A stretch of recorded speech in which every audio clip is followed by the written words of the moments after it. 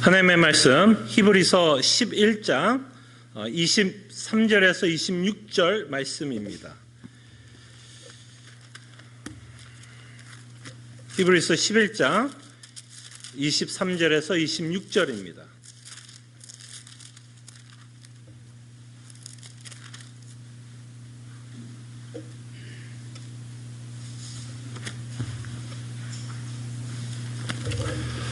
하나님의 말씀이 이러합니다. 믿음으로 모세가 낳았을 때에 그 부모가 아름다운 아임을 보고 석 달 동안 숨겨 왕의 명령을 무서워하지 아니하였으며, 믿음으로 모세는 장성하여 바로의 공주의 아들이라 칭함받기를 거절하고 도리어 하나님의 백성과 함께 고난받기를 잠시 죄악의 날을 누리는 것보다 더 좋아하고 그리스도를 위하여 받는 수모를 애굽의 모든 보화보다 더 큰 재물로 여겼으니 이는 상 주심을 바라봄이라. 아멘. 저희들은 오늘부터 저희들이 또 익숙한 구약의 선진들 가운데 모세의 생애를 저희들이 좀 살펴보겠습니다. 특별히 오늘 하나님의 말씀을 통해서 저희들의 모세의 생애를 살펴볼 때 다시 한번 우리의 신앙을 좀 평가하는, 좀 다시 한번 돌아보고 점검하는 시간을 가졌으면 합니다. 특별히 우리가 뭔가를 평가를 한다면 그 평가할 수 있는 기준이 있어야 되겠죠. 그래서 먼저 좀 우리의 신앙을 좀 평가하고 점검한다면 어떤 기준을 가지고 우리의 그 신앙을 좀 평가해야 되고 또 점검해야 될지를 생각해 봐야 할 것입니다. 그럴 때에 히브리서의 가장 중요한 가르침은 예수 그리스도입니다. 그죠? 히브리서만큼 그리스도에 관해서 기독론이라고 말할 수 있는 예수 그리스도에 대해서 참 잘 설명하는 책도 없을 것입니다. 그래서 우리는 끊임없이 지금까지 히브리서를 통해서 예수 그리스도에 관해서 살펴보았습니다.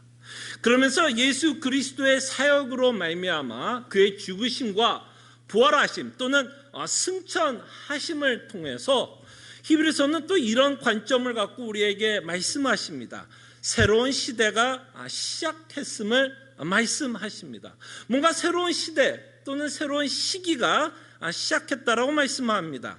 그 말을 조금 다른 말로 표현하자면 예수 그리스도의 죽으심과 부활하심으로 말미암아 이미 우리의 종말은 시작되었다라고 말씀하십니다. 그래서 우리는 종말이다라고 말씀을 하면 아마 우리의 전제, 우리의 가슴 속에서는 종말은 기다리는 것으로만 생각할 수 있습니다. 기다리는 것. 기다리는 것으로만 생각할 수 있는데요.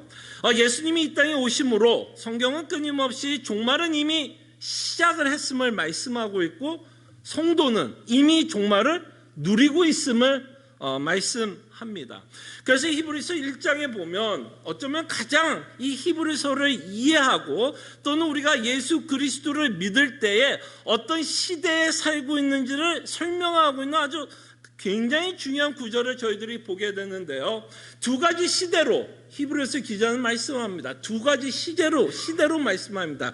첫 번째 시대는 옛적이라고 표현했어요. 옛적에 하나님이 말씀하셨는데 그 옛적의 특징은 선지자들, 그죠? 선지자들을 통해서 또는 여러 부분과 여러 모양으로 또는 우리가 알고 있는 구약의 수많은 인물들을 통해서 말씀하셨던 그 하나님이 이제는 아들을 통해서 말씀하신다고 말씀하십니다. 그래서 구약에 나왔던 그 선지자들이 말씀했던 내용 또는 여러 부분과 여러 모양으로 말씀하셨던 그 모든 내용이 결국에는 그리스도를 예표하고 있었다라고 우리는 생각을 해보았습니다. 근데 여기서 아들을 통해서 말씀하셨다라고 했을 때 그 시기를 히브리서 기자는 뭐라고 말씀하냐면 마지막에는 아들을 통해서 말씀하고 있습니다. 이 마지막이라는 말을 다른 말로 표현하자면 종말이라고도 표현할 수 있겠죠. 그래서 여러분들이 지금 예수 그리스도를 믿고 있다면, 그의 죽으심과 부활의 의미, 그 은혜, 구원의 길로 걷고 있다면 우리는 마지막 때에 이미 살아가고 있는 자라는 것을 저희들은 보게 됩니다. 그래서 우리는 종말을 그저 기다리면서 사는 자들이 아니라 우리는 이미 종말을 누리면서 살아가는 자들이다라는 것을 히브리서 기자는 우리에게 말씀하고 있습니다. 물론 우리는 이미 종말에 살고 있지만 우리의 시간대 안에서는 여전히 종말을 또 기다립니다. 그래서 우리는 이 긴장 관계에서 여러분들과 저희는 살고 있습니다.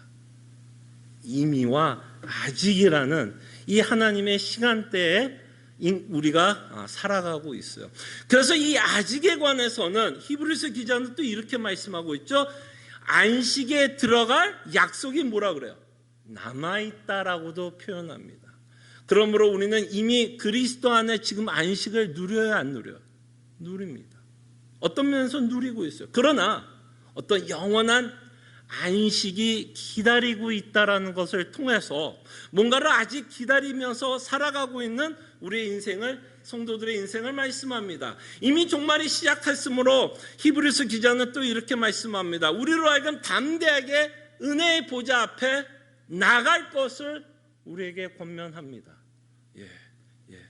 그러면서 우리는 이렇게 이미 누리고 있는 것과 아직 기다리는 그런 긴장관계 가운데서 저희들은 살아가게 되고, 아직이라는 관점 안에서는 우리는 여전히 부활을 소망하면서 살아갑니다.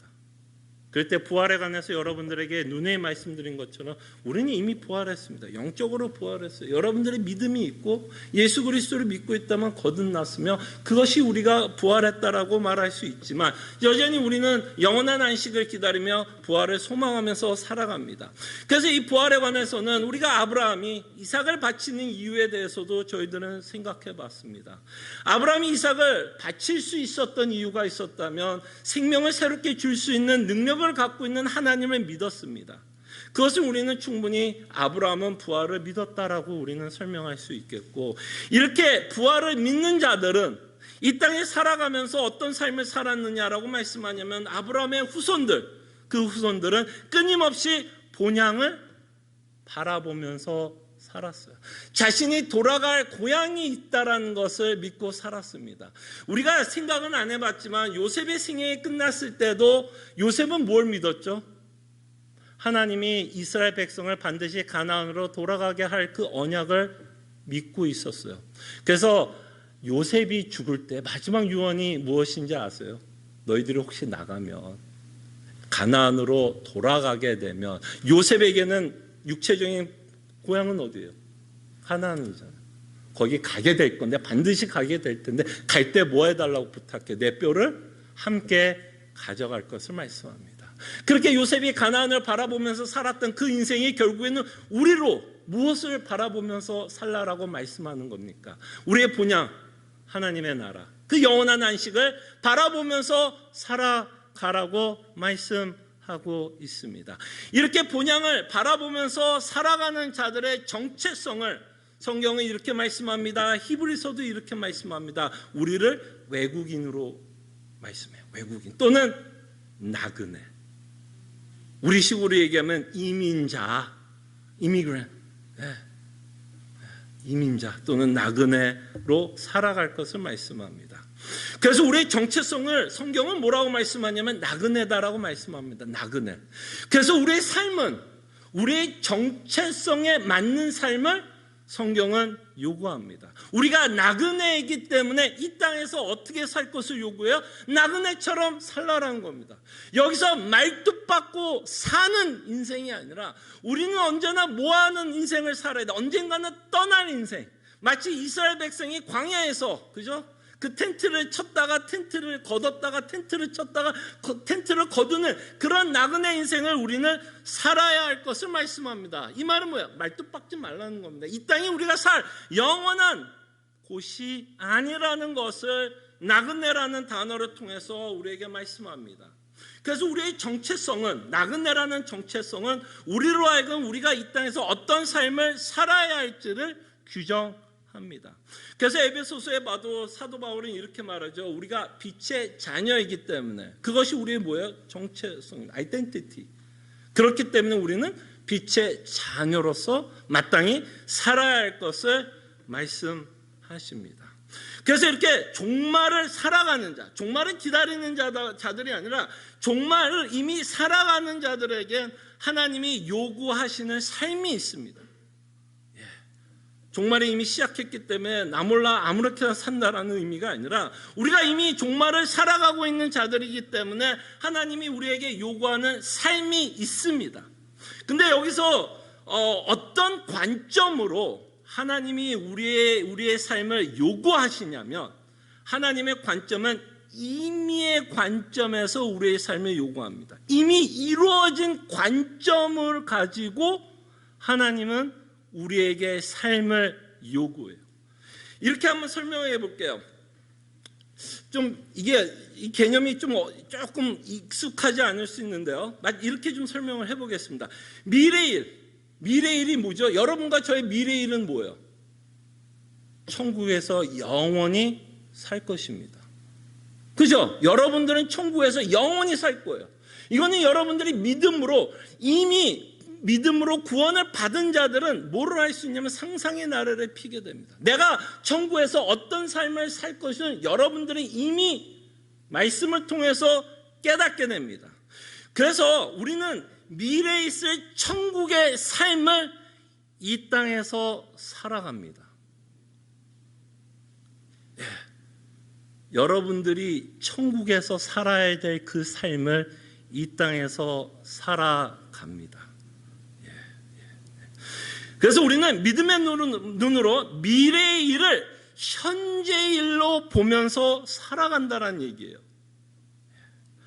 보이는 세상으로 현재를 바라보는 것이 아니라 미래의 천국을 현재로 바라보면서 삽니다. 자, 이 말이 또 어렵게 들리죠. 자, 이렇게 좀 쉽게 얘기해 볼게요. 자, 여러분 아까도 장장로님께서 대표 기도했을 때 여러분 천국에 들어가면 여러분들이 어떻게 될 것 같아요? 본성이. 천국에서도 죄를 지으면서 죄성대로 우상을 섬기면서 내 마음대로 살까요? 아니면 온전한 정말 영화의 상태에 들어가서 정말 죄가 없고 우상을 섬기지 않으며 정말 하나님을 온전히 사랑하며 이웃을 온전히 사랑하면서 살아갈까요? 어떤 삶을 살 거라고 여러분들은 생각하십니까? 후자죠. 벌써 여러분들이 그걸 안다는 자체가 이미 종말을 누리고 있는 거예요. 여러분들이 천국에서 어떤 삶을 살지를 안다는 건 이미 여러분들이 종말을 살아가고 있다는 증거입니다. 자, 그럴 때 하나님이 요구하는 삶은 여러분들이 천국에서 살 그 삶을 이 땅에서도 요구하시는 거예요. 무슨 얘기인지 알겠죠? 왜? 하나님의 시간대에서는 이미 모든 것이 이루어진 것이고 그것을 우리에게 요구하십니다. 천국에서 거룩한 삶을 살 것이기 때문에 하나님이 이 땅에서 어떤 삶을 요구할까요? 거룩한 삶을 요구하십니다. 천국에서 우리는 온전히 의롭다함을 받을 것이기 때문에 정말 이제는 모든 죄성에서 의롭다함을 받을 것이기 때문에 이제는 이 땅에서 우리는 의로운 자의 삶을 살아갑니다. 이미 우리는 의로운 자이기도 하죠. 이미 우리는 의로운 자이기 때문에 우리는 이 땅에서 의로운 자의 삶을 살아가게 하나님이 우리의 삶에 요구합니다. 종말에 있을, 아직이라는 종말에 있을 우리가 기다리고 있는 그 영원한 안식에 들어갈 그 삶을 하나님의 현재에도 여러분들에게 요구합니다. 근데 여기에는 캐치가 하나 있어요. 천국에 가면 여러분들의 본성이 이제 영화의 상태에 들어갈 것이기 때문에, 그죠? 그때는 이제 하나님과의 갈등이 없겠죠. 그때는 정말 여러분들이 온 마음을 다해 하나님을 섬기게 될 것입니다. 어떤 죄의 영향력 없이 하나님을 온전히 사랑하게 될 거예요. 그러나 지금 하나님이 우리에게 요구하는 그 천국의 삶은 여전히 우리는 타락한 세상과 죄의 본성을 갖고 살아갑니다. 그래서 신학자들은 성도의 삶을 이렇게 표현합니다. 전투하는 삶을 살아간다라고 표현합니다. 전투하는 삶을 살아갑니다. 종말을 믿고 부활의 소망을 믿고 정말 여러분들의 천국을 사모하면서 살아간다라는 의미는 막연히 내가 천국에 가서 산다라는 의미가 아니라, 막연히 내가 죽어서 천국을 간다라는 그것을 생각하는 게 아니라, 우리는 천국의 소망을 갖고 살아간다라는 말에는 내가 천국에서 어떤 삶을 살 것인 것까지도 생각을 하면서 사는 거예요. 우리는 입성에만 관심을 갖죠. 천국 들어가는 입성했다 끝. 난 천국 들어갔다 끝. 아니요. 우리는 여기서부터 더 믿음을 갖고 성경은 우리가 천국에 가서 어떤 삶을 살 것인지에 대해까지도 우리는 묵상을 하셔야 돼요. 저는 여러분 이래서 도전합니다. 이 천국에서 우리가 어떤 삶을 살 것인지까지 여러분들이 묵상하는 것을 저는 여러분들이 부활의 소망을 갖고 살아가는 삶이다라고 말씀하고 싶어요. 부활의 소망은 다만 그냥 천국에 들어간다 이게 아닙니다. 부활의 소망은 내가 그냥 천국 간다, 예수 믿었더니 내 죄가 사해지고 천국 간다 이게 아니에요. 우리의 부활의 소망은 천국 가는 것 외에도 정말 그 하나님을 내 온 마음을 다해 사랑하는 그 자리까지 우리는 묵상하는 것, 이것을 저는 부활의 소망을 갖고 아직을 살아가고 있는 우리의 삶이 이런 모습으로 나타나야 한다라고 말씀해 드리고 싶습니다. 그래서 여러분들은 정말 부활의 소망을 갖고 살아간다면, 정말 천국이 그렇게 좋고 예수 그리스도가 그렇게 좋고 이미 여러분들이 구원의 길로 걷고 있다면 여러분들은 이 땅에서 전투하는 삶으로 나타날 수밖에 없어요. 그것이 부활의 소망을 갖고 살아가는 자들입니다. 그래서 우리는 이 땅에서 정말로 이미 살아가는 자들은 어떤 갈등과 싸움을 하게 되냐면 세상 가치관과 끊임없는 싸움으로 나타납니다. 세상 가치관과의 싸움입니다. 이것이 바로 여러분과 제가 부활의 소망 또는 이미 구원의 길로 걷고 있다라는 증거여 기준이요 평가 기준이 됩니다. 그래서 모세의 배경을 한번 생각해 보죠. 모세는 어떤 인생을 살았는지 성경은 이렇게 말씀합니다. 모세는 여러분 잘 알죠. 어떤 배경을 갖고 살았어요. 정말 여러분 이 당대 모세는요 최고의 스펙을 갖고 있었습니다. 이보다 더 나은 스펙은 자기 할아버지밖에 없을 거예요. 무슨 얘기인지 알겠죠? 모세는 정말 그 당시 최고의 스펙을 가졌습니다. 바로 공주의 아들, 그 당시 최고의 권력자, 최고의 왕, 그 세상을 호령했던 그 애굽의 왕의 손자였어요. 바로의 공주의 아들. 세상에 줄 수 있는 모든 명예를 그는 다 누리고 살고 있었습니다. 명예만 누렸을까요, 여러분? 모세가 명예만 누렸을까요? 그는 애굽이 갖고 있는 모든 금, 은, 보화도 누리면서 살았어요. 왕자였습니다. 정말 우리가 그렇게 원하는, 어쩌면 우리가 꿈꾸는 아메리칸 드림이 우리에게 줄 수 있을 것 같은 그 스펙을 모세는 갖고 살았어요. 그러면 히브리서의 전체적인 문맥 안에서 이미 우리가 구원의 길로 걷고 있으며 천국을 소망하고 천국 가운데 살아가고 있는 자들은 이런 스펙들 가운데 어떤 모습으로 나타나야 될까요? 24절입니다. 24절을 보면 모세가 이 세상의 가치관에 대해서 어떻게 하고 살았는지를 한번 보시기를 바랍니다. 믿음으로 모세는 장성하여, 이제 장성했다라는 말은 이제 믿음도 함께 장성한 내용이 들어가는 거죠. 육체적으로 그냥 몸이 컸다라는 의미보다는 믿음이 장성해요. 믿음으로 모세는 장성하여 바로의 공주의 아들이라 칭함받기를 거절하고. 이게 여기에다 밑줄 한번 쫙 쳐주세요, 여러분. 옛날에 고등학교 때 학교 다니는 선생님 주면 뭐 말씀 쓰고 있다 밑줄 치라고 그러죠. 뭐 했다고요? 모세는요? 거절했다. 이게 바로 구원의 길로 걷고 살아가는 성도의 모습입니다. 부활의 소망을 갖고 살아가고 있는 성도의 모습이에요. 거절했습니다. 성도는 종말을 믿고 새롭게 중생함으로 이제는 여러분들에게 의지가 뭐야? 새롭게 되었습니다. 물론 아직도 여전히 의지가 죄의 영향을 받는 것도 사실이지만 이제는 의지가 새롭게 되어 이제는 하나님이 원하는 삶 여러분도 살 수 있습니다. 물론 그것이 자동적으로 되고 자연적으로 된다는 이 얘기는 아닙니다. 그럼에도 불구하고 우리는 이제는 우리의 의지를 발동하여 하나님이 소원하는 삶을 우리도 살아갈 수는 있어요. 그래서 우리도 이제는 거절하면서 살아갈 수 있다는 겁니다. 자, 그럼 이 거절한다라는 의미가 어떤 의미일까요, 여러분? 이 모세가 거절했다라고 이야기하는데, 과연 이 거절한다라는 이 말의 의미가 우리가 이 땅에 살아가면서 어떻게 좀 구체적으로 실제적으로 나타날까를 한번 묵상해 봤습니다. 자, 그럴 때 이런 모습이 거절하면서 살아가고 있는 모습이 아닐까 싶습니다. 내 것을 잃어버려도, 그러니까 여러분들이 가장 소중하게 여기는 것들을 잊어버려도, 또는 내 소원대로 되지 않더라도, 내 계획대로 되지 않더라도, 이 거절하는 의미는 어떤 의미로 나타나냐, 구체적으로 나타나냐면, 내 것을 잃어버려도 낙심하고 좌절할 것을 거절합니다. 말이 돼요?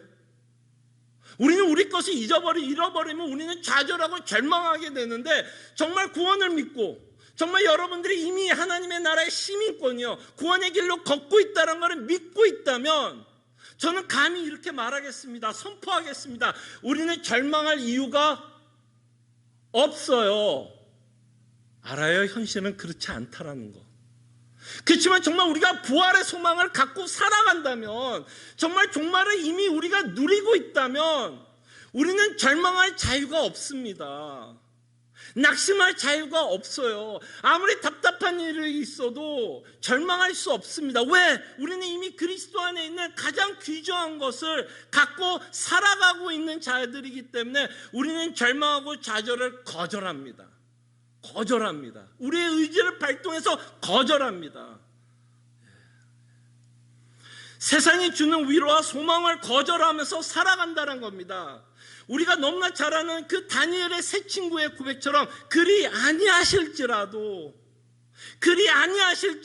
이 고백이야말로 부활의 소망을 갖고 살아가는 자들의 고백입니다. 그리 아니하실지라도 나를 구원하신 하나님의 놀라운 은혜에 감사하며 기뻐하며 사는 것, 바로 이것이 세상을 거절하면서 사는 우리의 모습이 아닐까 생각을 해봅니다. 여러분들은 거절하면서 살아갑니까? 아니면 좌절과 절망을 하면서 살아갑니까? 거절을 하십니까? 아니면 여전히 절망하고 좌절을 합니까? 그럴 때 또 이런 생각을 해봤습니다. 정말 부활의 소망을 갖고 살아가는 모습, 정말 종말을 이미 여러분들이 누리고 이미 그리스도 안에 있는 안식을 누리고 살아가는 자의 모습은 어떤 모습일까를 다시 한번 고민해 봤을 때, 정말 우리는 이 땅에 살아가면서 하나님을 믿으면서 우리는 무엇을 감사하면서 살아가는지도 보면, 내가 무엇을 감사하면서 살아가는지를 보면, 정말 하나님께서 베풀어 주신 임의의 구원과 정말 아직 그 종말을 인내하면서 소망하면서 살아가고 있는 우리의 모습을 좀 평가하고 좀 점검할 수 있을 거라 생각을 해봅니다. 여러분들은 하나님을 믿어서 무엇을 감사하십니까? 여러분들이 감사의 제목이 뭐예요? 분명히 여러분들은 하나님 믿어서 감사할 제목이 굉장히 많을 것이라고 생각이 듭니다. 아무리 힘들어도 감사할 제목이 있을 거라고 생각을 합니다. 그때 우리의 감사의 제목은 이렇습니까? 그래도 이만큼 미국에 와서 이만큼 살게 해주신 것 하나님의 은혜요, 하나님의 섭리였고 하나님이 보존 유지했기 때문에 감사하다.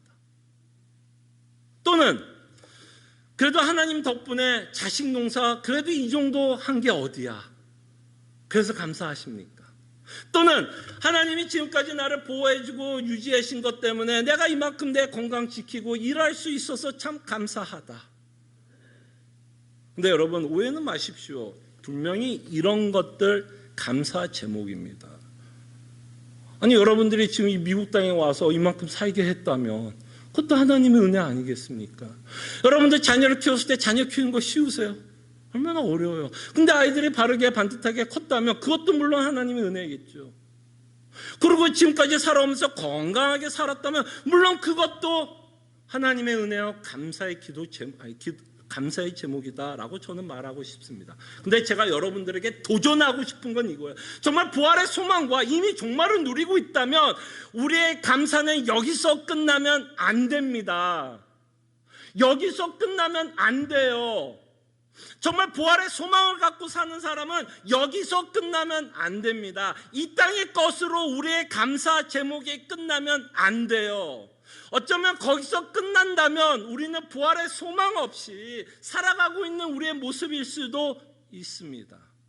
자, 그럴 때 히브리서 기자는 우리에게 정말 놀라운 원리를 하나 가르쳐 줍니다. 이미 우리가 종말을 살아가고 있고 정말 구원의 기쁨을 누리고 있는 자들을 어떤 고백을 하면서 살아가고 있느냐면, 제가 주보에 산 것처럼 여러분 읽어봤으면 무슨 말인가 싶어요. 보다 더예요. 보다 더. 보다 더의 원리를 기억해 주세요. 자, 감사할 제목 있어요, 없어요? 자식 농사 감사해요, 안 감사해요? 감사하죠. 이 땅에 와서 정말 이 이민 땅에서 아무것도 없는 이민 땅에 와서 이만큼 살았다면 감사해요, 안 감사해요? 감사하죠. 하나님이 이만큼 내 계획 들어주시고 기도 제목 들어줬다면 감사해요, 감사하지 않아요? 감사하죠. 근데 우리의 고백은 거기서 안 끝나야 돼요. 끝나면 안 돼요. 우리의 감사는 뭐야? 보다 더한 것이 있어야 돼요. 이것도 감사하지만, 무슨 말인지 알겠죠? 이것도 감사하지만 보다 더 여기까지 가야만 우리는 부활의 소망을 갖고 사는 자입니다. 정말 종말을 누리는 자예요. 안식을 누리는 자입니다. 보다 더. 그래서 뭐예요? 이것도 참 감사하지만 더 감사한 게 있다라는 거예요. 그 더 감사한 게 뭘까요? 그 히브리서를 통해서 끊임없이 우리에게 말씀하고 싶은 보다 더 감사한 내용이 있어야 됩니다. 그때 히브리서는 대제사장이신 예수 그리스도를 말미암아 우리에게 베풀어 주신 그 구원, 그 대제사장이 왜 이 땅에 왔는지에 대한 명확한 이해와 믿음의 고백, 이미 우리가 천국을 살아가는 그 인생, 그래서 우리가 이 땅에 살아가면서 참 감사한 게 많고 참으로 하나님의 섭리에 대해서 찬양할 일이 너무너무나 많지만 우리의 고백은 이것도 좋은데 나는 더 좋은 게 있어. 나는 더 좋은 게 있어. 더 좋은 게 있어.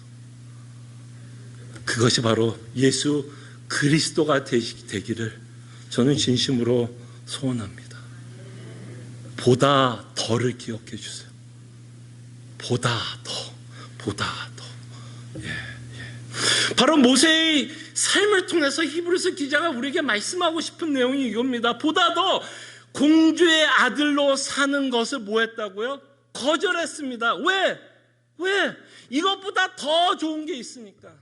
공주의 아들로, 바로의 공주의 아들로 살아가는 것보다 더 좋은 게 있으니까 모세는 뭐 했다라는 거예요?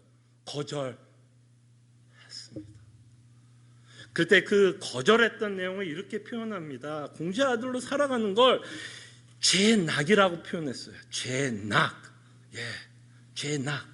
그래서 죄낙보다 더 뭐예요? 하나님의 백성들과 함께 고난받는 것을 뭐 했다고? 더 좋아했다라고 말씀합니다. 예. 그럼 여기서 말하는 죄낙은 뭘까요, 여러분? 죄낙. 저는 이렇게 좀 이해하고 싶습니다. 문맥 전체에서는 이렇게 말하는 것 같아요. 세상이 주는 낙보다 세상이 주는 가치에 관한 모세는 도전했다라고 생각합니다. 무슨 얘기인지 알겠죠? 이 죄의 낙은 그저 내가 죄를 지어서 참 기분 좋았더라 이게 아니라 이 전체적인 문맥에서 모세가 거절했고 그 모든 내용을 보면 모세는 끊임없이 종말을 바라보면서 살아가는 그 인생 가운데 끊임없이 가치관에 대한 싸움을 우리에게 말씀하고 있다면 죄의 낙은 이 세상이 주는 낙, 이 세상 가치관이 주는 위로, 기쁨, 이것을 뭐 한 거예요? 거절하고 하나님과 함께하는 것이 훨씬 더 낫고, 그리고 그 길이 고난의 길이라도 그것이 훨씬 낫다라는 것. 예. 세상 가치관을 모세는 부인하면서 살아가고 있었다는 것을 보게 됩니다. 그래서 또 모세를 이렇게 표현하죠. 금은 보화를 다 뭐 했다고 표현하면 좋을까요? 내려놓고.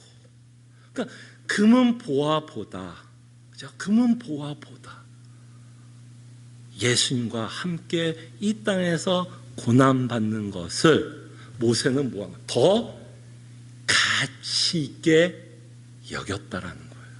그게 더 즐겁다. 그게 더 좋다라는 거예요. 보다 더. 그래서 모세는 분명히 이 땅에서 부귀 영화를 충분히 누리면서 살 수 있었습니다. 그죠? 굳이 그가 거절할 이유가 없었어요.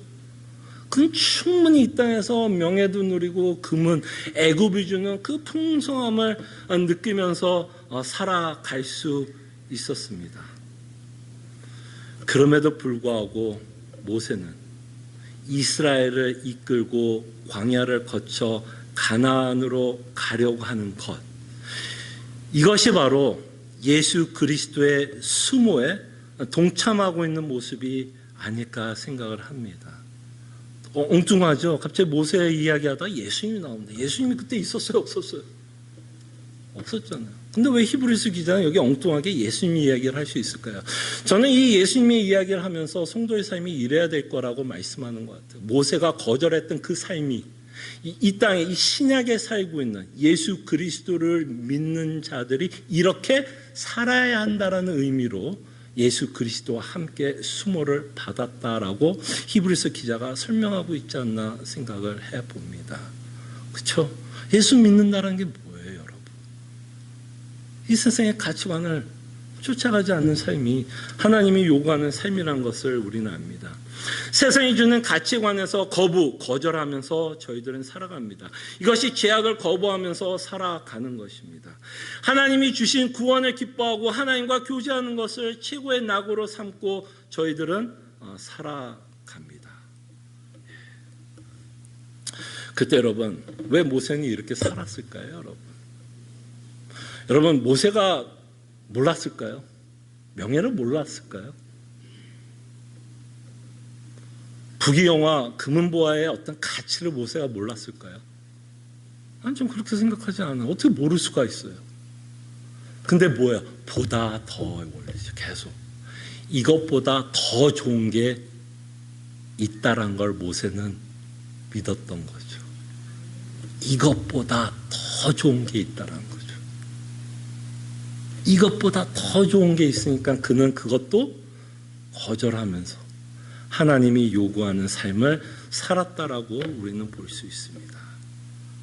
그럴 때 모세는 히브리서에서는 이렇게 말을 하죠. 상을 바라봤다라고 표현합니다. 상. 모세는 상을 바라보면서 그 인생을 살았다고 해요. 그럼 우리가 또 다시 한번 생각을 해보면 히브리서 11장에 나오는 상은 뭘까요, 여러분? 히브리서에 말하는 상은 뭘까요?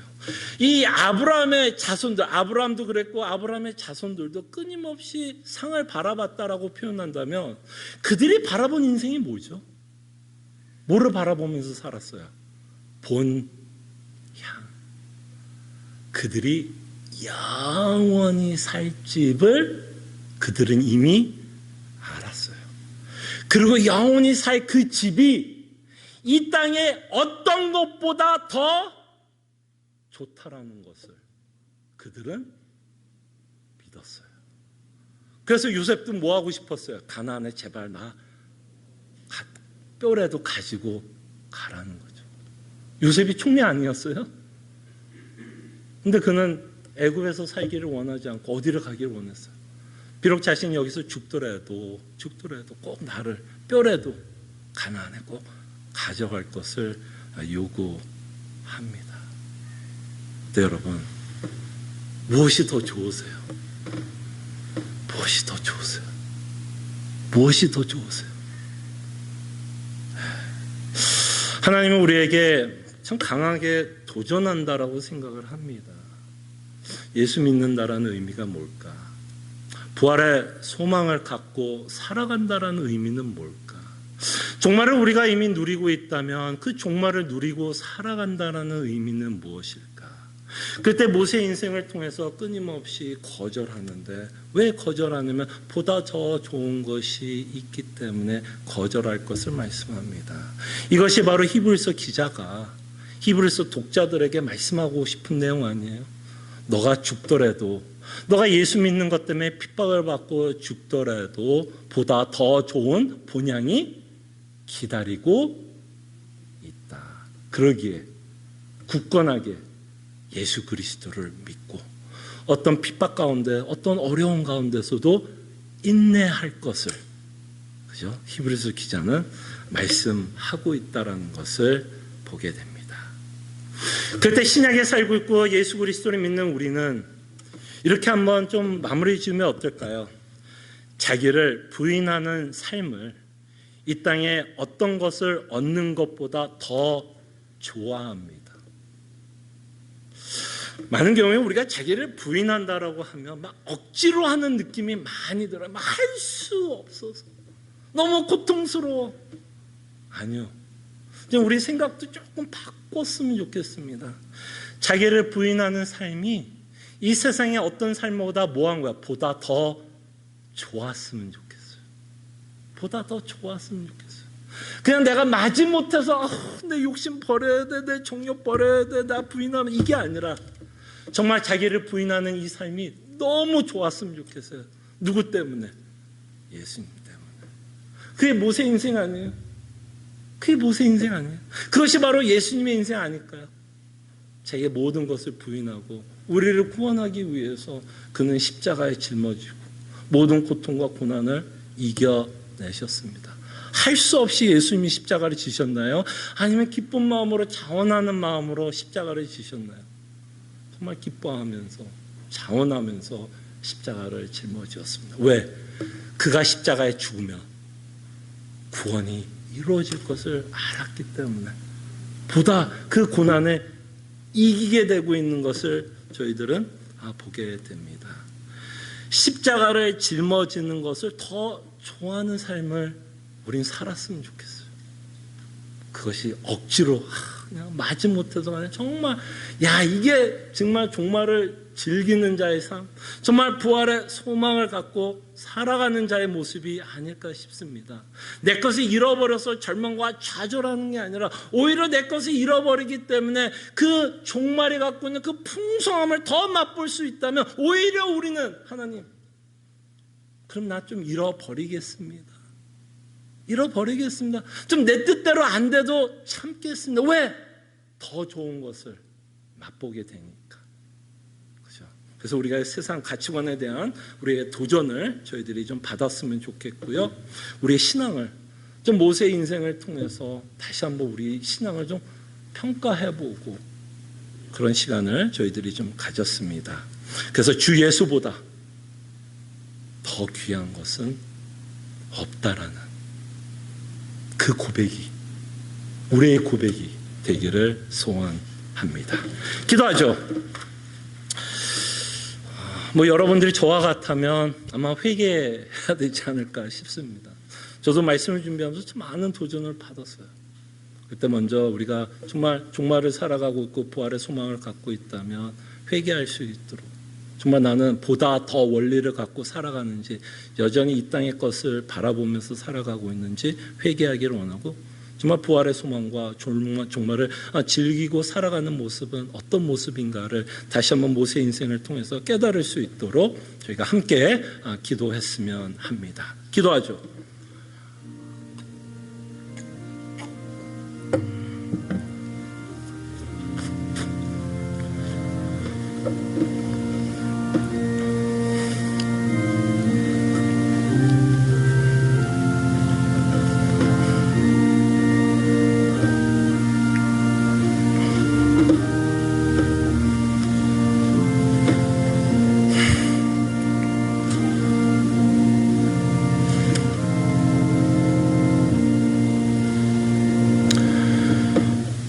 참으로 고마우신 하나님, 때로는 하나님의 말씀이 날성 검이 되어 우리의 골수를 쪼개게 하여 주시고 우리의 죄성을 드러나게 하여 주시고 우리로 회개하게 하여 주시옵소서. 우리는 참으로 부활을 믿고 부활을 소망하면서 산다라는 고백을 하면서 살아갑니다. 그럴 때 진정으로 우리가 정말 고민하고 묵상하기를 원합니다.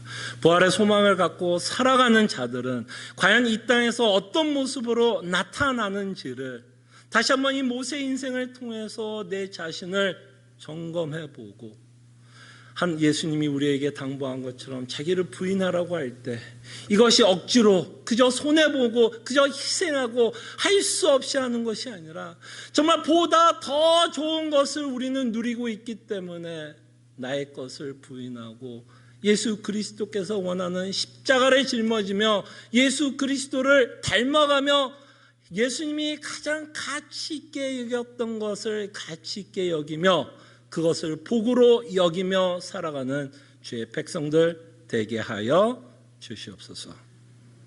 감사하고 살아계신 예수 그리스도 이름으로 기도합나이다.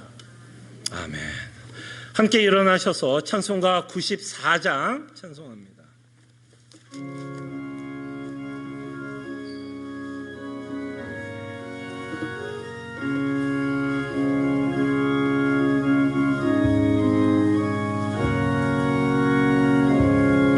주 예수보다 더 귀한 것은 없네.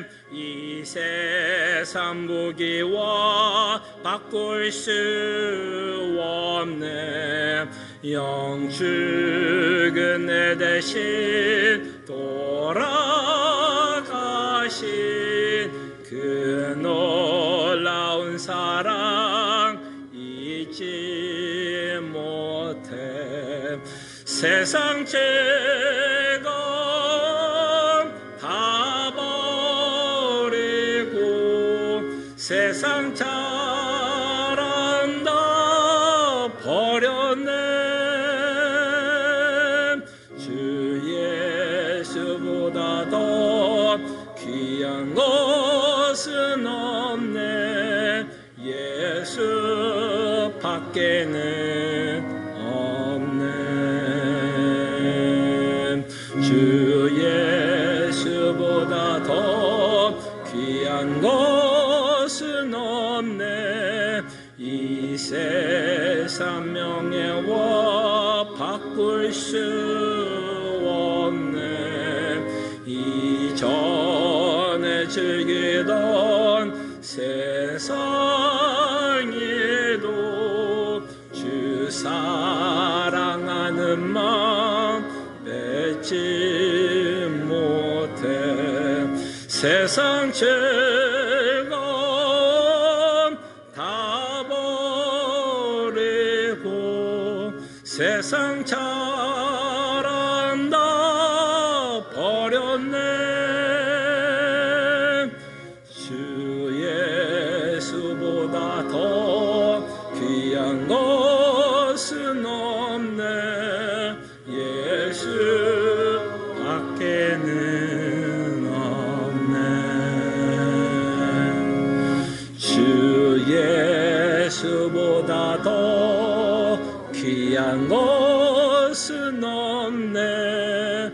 이 세상 행복과 바꿀 수 없네. 유혹과 핍박이 몰려와도 주 섬기는 내 마음 변치 않아. 세상 즐거움 다 버리고 세상 자랑 다 버렸네.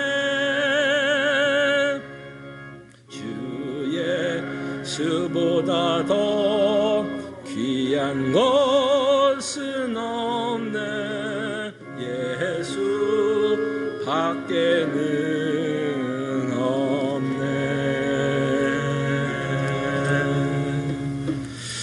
하나님의 백성들이여, 하나님이 주시는 축복의 말씀, 위로의 말씀 믿으시기를 바랍니다. 능히 너희를 보호하사 거침이 없게 하시고 너희로 그 영광 앞에 흠이 없이 기쁨으로 서게 하시리.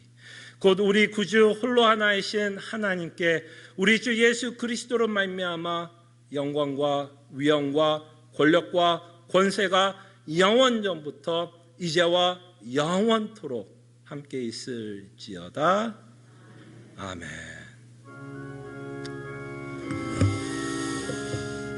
주여, 회개하게 해주시고 정말 부활의 소망을 나를 먹으렸던 것이 정말 고백하면서 살아가는 주의 백성을 되게 하여 주시옵소서. 감사합니다. 주께서 함께 해주시죠.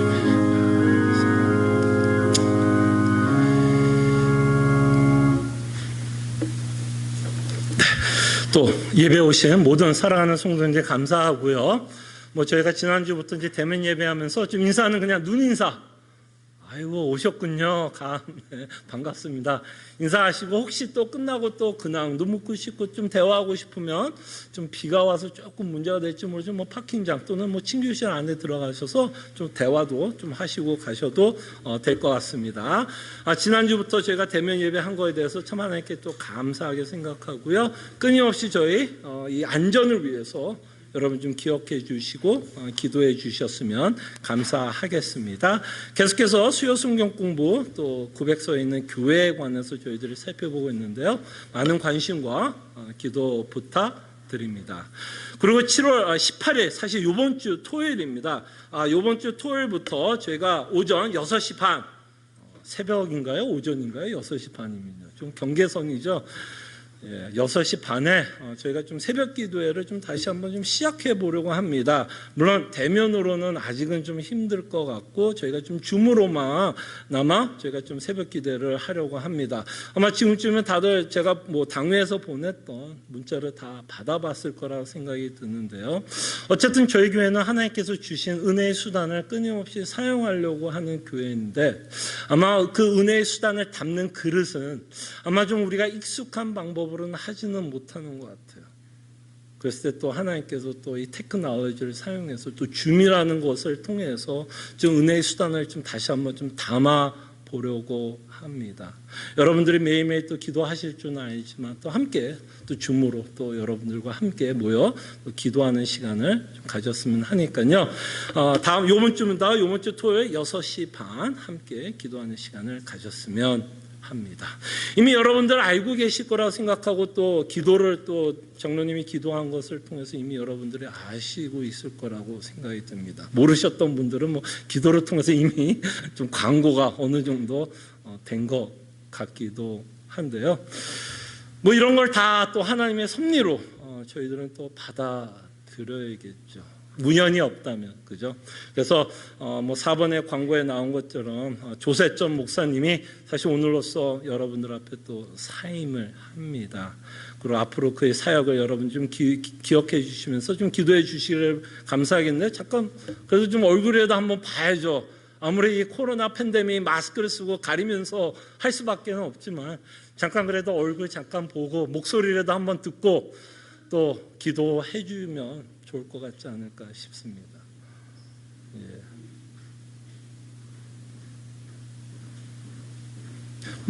편하시면 마스크 잠깐 이 정도 거리면 좀 마스크 벗어도 될 것 같은데 혹시 편하면 마이크 쓰셔도 되고요. 여기 그냥 육성으로도 이야기해도 아마 전달은 될 것 같습니다. 마이크 쓰고 싶으면 on 켜주시고 하시면 될 것 같아요. 안녕하세요. 우리가 처음에 람포교회에 왔을 때 정말로 필라에서 올 때 우리 회복하는 뜻으로 왔고 하나님 음성 듣고 싶은 마음을 왔는데요. 처음에 뒤에 앉으면서 찬양 들으면서 은혜 많이 받고 하나님한테 사랑 많이 받고 그게 우리 띠인 것 같아요. 람포교회에서 계속 다니면서 성도님들, 목사님, 장로님, 권사님들한테 우리는 사랑만 받았습니다. 정말로 하나님 사랑이 느꼈습니다. 너무나 감사합니다. 우리가 이제 다른 사역 하는 동안에 정말로 짧은 시간이었지만 람포교회가 그 복음 포커스가 저 마음속 안에 평생 있을 것 같아요. 목사님, 설교들이랑 장로님들하고 미팅하면서 항상 복음 기억하고 하나님 복음을 포커스를 하니까 그게 정말로 그 사역 선교하기 전에 하나님이 여기서 훈련 받고 떠나는 것 같습니다. 너무나 짧은 시간에서 너무 또 코로나 바이러스 시간에 떠나야 돼서 너무 죄송합니다. 우리를 미워하지 마세요. 어떻게 하셨어요, 우리 마음? 너무 감사합니다. 네. 뭐 아마 대부분 좀 알고 계실 것 같은데 원래 미션에 대한 헐트가 참 많으셨던 분이에요. 또 미션을 통해서 또 한 예수님을 또 이렇게 만날 수 있는 기회도 있으셨고 또 특별히 또 멕시코에 대한 또 그 미션에 대한 헐트를 갖고 있어서 이제 그 멕시코 미션을 위해서 이제 떠납니다. 오늘 이제 다 이제 짐 갖고 이제 일단 샌디에고로 일단 이제 이사를 오늘 갑니다. 그래서 앞으로 이제 그 목사님이 이제 그 사역, 특별히 이제 선교, 멕시코 선교를 위해서 여러분 기억해 주시고 또 프리칭이나 티칭을 통해서 또 거기 있는 선교사들 훈련할 때 끊임없이 복음을 가르치고 복음으로 또 그 미셔너리들 또는 그 사역해야 되는 그 사람들 그 복음으로 끊임없이 위로할 수 있는 목사님 또 사모님 또 가정이 될 수 있도록 여러분 꼭 기억해 주시고 기도해 주시면 감사하겠습니다. 자, 잠깐 기도할게요. 기도합니다. 참으로 고마우신 하나님, 짧고 긴 거는 별 의미가 없을 수 있습니다. 하나님의 섭리 가운데 우리가 만났고 또 하나님의 섭리 가운데 또 이 가정이 또 가야 할 길을 가는 줄로 저희들은 믿습니다. 주님께서 그의 앞길을 하나님께서 보존 유지해 주시고 참으로 그가 하나님을 사랑하고 예수 그리스도를 사랑하는 그 마음으로 선교지에 갈 수 있는 그 마음을 주심에 감사드립니다. 끊임없이 복음을 선포하고 또 선교사들 훈련시킬 때, 티칭할 때 참으로 예수 그리스도가 갖고 있는 그 그리스도를 말미암아 우리가 믿고 있는 그 복음을 정말 성실하게 충실하게 가르칠 수 있고 선교사들을 훈련시킬 수 있는 목사님 되게 하여 주시옵소서. 또 그것을 위해서 내조하는 또 사모님 붙잡아 주시고 또 믿음에 믿음을 더해 주시고 또 복음 안에서 예수 그리스도 안에서 주는 참된 위로와 기쁨을 맛보는 귀한 사모님 되게 하여 주시고 또 어린 두 자녀 있습니다. 그 자녀들 건강 지켜주시고 건강하게 자라나게 하여 주시고 그 몸이 건강하게 자라는 것 같이 믿음도 함께 자랄 수 있는 은혜를 허락해 주시옵소서. 비록 우리가 육체적으로는 떨어져 있지만 끊임없이 서로를 기억하며 서로의 사역을 위해서 교회를 위해서 선교지를 위해서 기도하는 귀한 교제의 시간을 허락해 주시옵소서. 감사하고 살아계신 예수 그리스도의 이름으로 기도합나이다. 아멘. 자, 우리 격려 박수 한번 좀 해주시고요. 네, 목사님 수고 많이 하셨습니다. 감사합니다.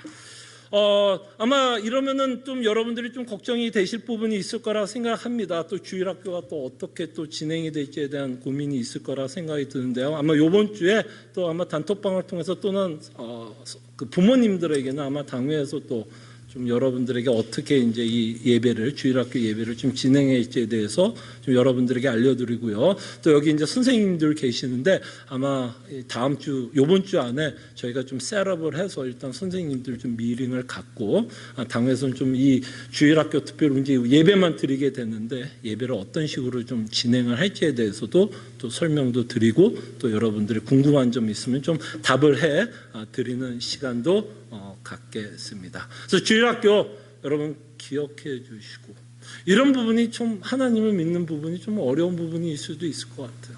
그러나 하나님은 섭리하시고 언제나 우리에게 가장 좋은 것으로 또 최선의 것으로 주시니까 그저 믿고 우리의 처한 곳에서 그냥 최선을 다하는 교회가 되기를 소원을 합니다. 교사 임명, 송종원 성도님 교사 임명했으면 여러분들에게 좀 말씀을 드리고요. 운영회에 오늘 오후 2시 줌으로 있음을 또한 여러분들에게 말씀드립니다. 감사합니다.